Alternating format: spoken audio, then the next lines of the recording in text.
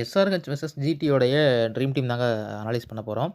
So இந்த மேட்ச்சில் பார்த்தீங்கன்னா, இஷான் கிஷன் வந்து கேப்டனாக வந்திருக்காரு. 182 பாயிண்ட்ஸ் வந்து எடுத்திருக்காரு. அவருடைய பர்சன்டேஜ் பிக் வந்து பார்த்தீங்கன்னா 55%.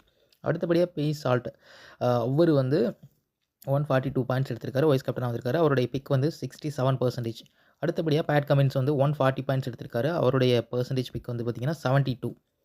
அண்ட் மலிங்கா அவருடைய பிக் வந்து பார்த்தீங்கன்னா 94 பாயிண்ட்ஸ் வந்து எடுத்திருக்காரு. 32% அவருடைய பிக் பண்ணியிருக்காங்க. இர்ஃபான் மலிங்காவுடைய பிக். விராட் கோலி வந்து அடுத்தபடியாக இருக்காரு. 91 பாயிண்ட்ஸ் எடுத்திருக்காரு. 93% வந்து அவரை பிக் பண்ணியிருக்காங்க. அடுத்தபடியாக பார்த்தீங்கன்னா, அங்கித் சர்மா அவர் வந்துட்டு 86 பாயிண்ட்ஸ் எடுத்திருக்காரு. 93% வந்து அவரை பிக் பண்ணியிருக்காங்க. அடுத்து ஷெப்பர்ட் அவரை வந்துட்டு 86 பாயிண்ட்ஸ் எடுத்திருக்காரு. 44% வந்து அவரை பிக் பண்ணியிருக்காங்க. அடுத்து அங்கித் வர்மா ஃபஸ்ட்டு வந்து நம்ம பார்த்தது அபிஷேக் சர்மா 86 பாயிண்ட்ஸ் எடுத்திருக்காரு. 93% பிக்கு. அங்கித் வர்மா வந்து 64 பாயிண்ட்ஸ் எடுத்திருக்காரு.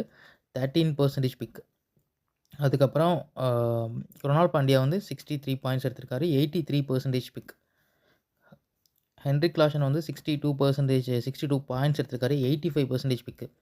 புவனேஸ்வர் குமார் 52 பாயிண்ட்ஸ் 55% வந்து அவரை பிக் பண்ணியிருக்காங்க. இப்போது இந்த மேட்ச்க்கான பேட்டன் அனாலிசிஸ் எப்படி போயிருக்கு அப்படிங்கிறத பார்க்கலாம். ஸோ டோட்டல் பாயிண்ட்ஸ் வந்து இங்கே 1315 பாயிண்ட்ஸ் வந்து எடுத்திருக்காங்க.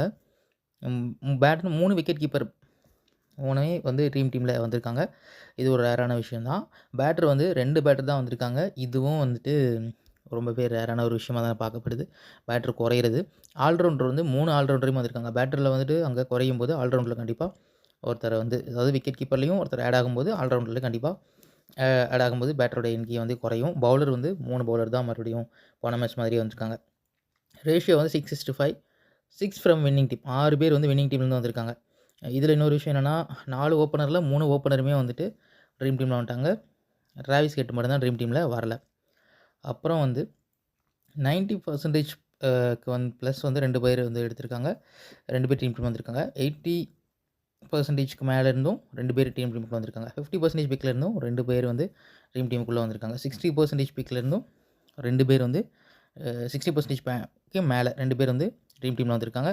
30%க்கு மேலே இருந்து ஒருத்தரும் 40%க்கு மேலே இருந்து ஒருத்தரும் லோ பிக்கில் வந்து பார்த்தீங்கன்னா 13% தான் வந்து பிக் யார் இருந்தார்னா அங்கித் வர்மா அவர் வந்துட்டு இருந்திருக்காரு. ஸோ இதுதான் வந்துட்டு இன்றைக்கான ஓவரால் அனாலிசிஸ். ஸோ எப்படி நம்ம வந்து இன்னொரு தடவை ட்ரீம் டீமுக்கு வந்து பார்த்துடலாம். இஷான் கிஷன், சால்ட்டு, கிளாசன் அவங்க 3 பேரும் விக்கெட் கீப்பரில் இருக்காங்க. பேட்டரில் விராட் கோலி, அங்கித் வர்மா அவங்க 2 பேரும் இருக்காங்க. ஆல்ரவுண்டர்